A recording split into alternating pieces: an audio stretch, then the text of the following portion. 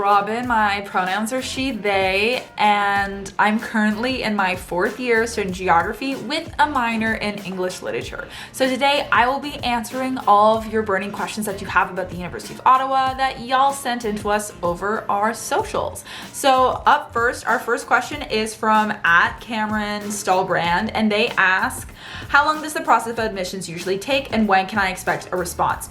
So we do have 3 scans of admissions, so it's 3 separate times that we do go back and review files, and that usually happens around near the beginning of when applications start to open, like December-y, and then there's 2 more scans in the new year.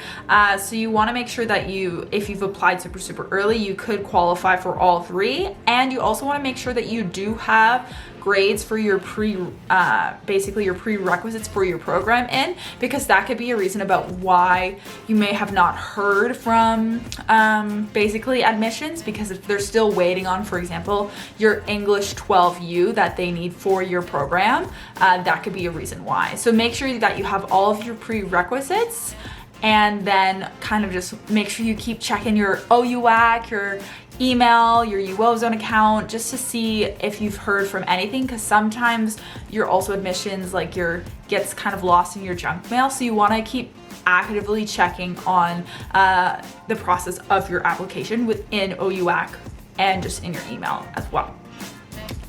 So our next question is about scholarships and bursaries, and it comes from @mayangst.s_0110, and they ask, how can I receive a scholarship? So here at the University of Ottawa, we give around $40 million a year, give away $40 million a year to students at the university, which is so wild. And that's because we have some really cool automatic scholarships for students.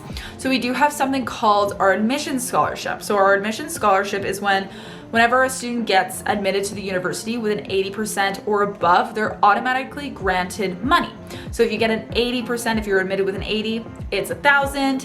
And with every 5% increase, you get another extra $1,000. So 85 would be 2,000, 93,000, and 95 plus is 4,000. So in that range. So that's one of the automatic scholarships that you do get at the University of Ottawa that you don't have to apply for. And then another one of our great scholarships is the Merit Scholarship. So the Merit Scholarship is basically something that can apply after your admission scholarship in your 2nd year, and with each semester that you do achieve an 8.5, and we work on a 10-point scale too, if that you can kind of get what that grade would be, but at an 8.5 per semester, you're granted $1,000. So each semester you reach that grade point average, it's automatically applied to your account at the university, and that's just another way to kind of get those automatic scholarships by keeping those grades up. Of course, we have a lot of ways to also earn scholarships too through your uOZone account. If you go into financial aid and bursaries, there, once you upload your profile, it will actually match you with scholarships that you are eligible for. So always apply to scholarships, because a lot of money does go unclaimed. So that's my biggest tip. Just throw your hat in the basket, put your horse in the race, or whatever is a really good term to get what I'm saying. You always want to keep applying and keep trying. We also have a bunch of prestigious scholarships as well, our President's, our Chancellor Scholarship. So if you want more information about our prestigious scholarships, look up prestigious scholarships at uOttawa President's Scholarship, and a bunch of them should show up too, as well as check out our finance and bursaries page. It is super helpful and will give you really great tips. Okay, the next question we have is from @IamRachelWentz about the best program for med school. There actually is no best program here at the University of Ottawa for med school, since we don't discriminate against any of our applicants for whatever undergraduate program that they do have. So you could be in the visual arts, you could be in human kinetics, you could be in political science. All you need to do is have the prerequisite courses you need to enter our medical school. And we also have a bunch of related questions about health sciences versus biomed, and we actually have a really great YouTube video up for students to check out to tell what's the difference between those two and how you can get into health related fields and medical schools from both angles from both of those kinds of fields as well. Another great thing that we are doing is we are starting to do this compare program series on our YouTube channel. So our next video that's coming out in that series is the comparison between psychology, the science side, versus psychology, the arts side. So the BA versus the BS. Very nice, very nice. So that is something to keep out and check out, and stay tuned on our page. Put that alert bell on so you can get ready for that video. And the next question that we do have is from @_didn't_. Can we change programs after we apply? So the way that you would change your program is through uOttawa. You can add on another program that you have applied to.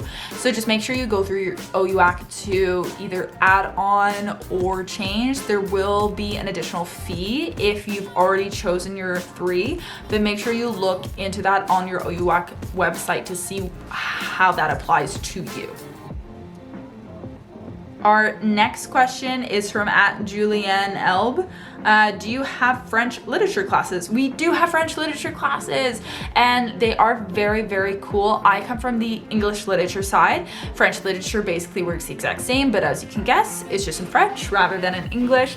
And all of my literature classes have been fantastic. It's really great critical thinking, and you get to dive into the knowledge and the kind of fine details of books. So it's a really interesting and neat course, and of course all students usually have to end up taking a beginner's like English or a beginner's French course when they come in, depending on what language of their program they're studying in. So they're going to be really, really helpful and super great for students as well. Our next questions is from @rids.k. Are there any resources to help me figure out which program is right for me? So when it comes to resources to help you with programs that are right for you, you really want to look at things like view books, university websites, talk to your high school like guidance counselor. But I think my biggest tip is, you want to figure out what you like and what you're passionate about, and kind of what would be really cool for you to learn. So I know for me, like, I was never super, it sounds really funny, but I was never super sciencey, but I really liked geology and hydrology, but I wanted it to kind of be more compaction to like a literature composition side of it, because I was really interested more in the arts. And that's where geography has been a wonderful blend of both the sciences and the arts for me, for things that I love and that I'm passionate about. So finding those things that you like and what gears and what mindset you want to go into for your program, or for like even courses you like in high school, will kind of give you a general scope of like, okay, this program could fit that because of this, and this program could fit that because of this, and then you can really start to narrow it down. And also, don't stress. A lot of students do end up changing their program like after their first year. I know for me, I changed my program like once or twice or 3 times. I've added minors, and I've changed majors, and I've added options and all this really good stuff to make my program unique to me, and I'm really, really happy with where I am. But feel free to pick something that you think is gonna spark your interest, but don't be afraid to not explore while you're in university and while you're studying too. So those are my little quick tips for y'all. And our next question is from @Caitlin Kears. I don't know any French, and some people have told me that some of the classes would be just French. Is this true? Hey Caitlin, I'm here to tell you that I do not speak any French whatsoever. We are immersed in a bilingual institution. We are the largest French to English institution in the world, but if you are going into an English program, you do not need to know French. There's French classes available for students to take, and there are like classes for you to take in French if you want to like get your French skills going, but it's not a requirement. All of my courses that I take are in English because I'm in an English program, but we do have a French immersion stream for Anglophone students who want to go down that line, who are comfortable with their French.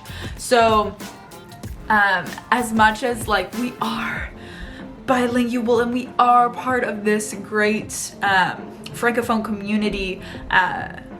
Everything is spoken in both English and French, all resources, all classes, all professors. So that is something that you don't need to feel like you have to know French to come here. But if you want to keep growing on your French, it is another great spot for students to do that. And that looks like that was our last question of the day. I hope you guys and gals and people have learned a little bit more about the University of Ottawa and what we have to offer.